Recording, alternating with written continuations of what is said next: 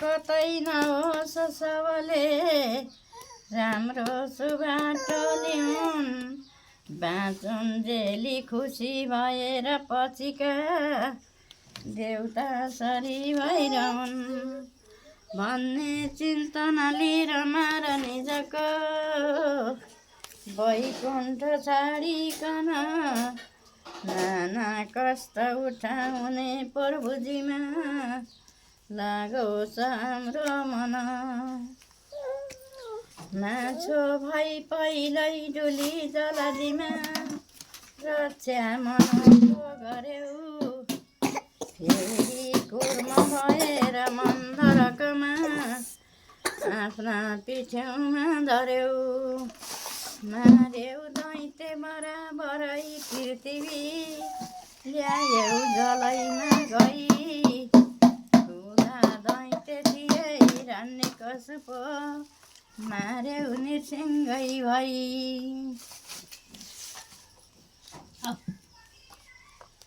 दशम अवतार तुत्यो के रे मेरा आदि शरीर हौ तिमी सखा पर्दा तिमीमा कौन गुहियै खोली म भन्छु लौ सुन सके मेरा सबै कौन कोही जङ्गलमा छ कोही जलमा कोही छ आकाशमा कोही पर्वत गाउँमा सहरमा मेरा सबै आशामा खुवाई प्याई बिहान फेरि दिन रात हेर्छु म रात बासमा व्यापक भइकन बस्दछु म त सखा सबका गई साथमा रोज रोज खुवाउनु पर्छ कर्म अनुसार थालमा कतै पातमा बिते हुनन् अघि कति उद्योग भयो कति पत्नी पुत्र शरीर दौलत भए जन्मै पिछेका कति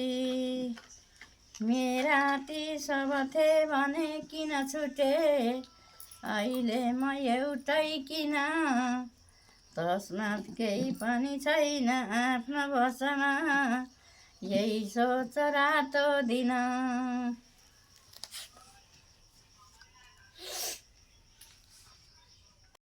केही आउँदैन आजकल त मलाई केही पनि आउन छोडो सबै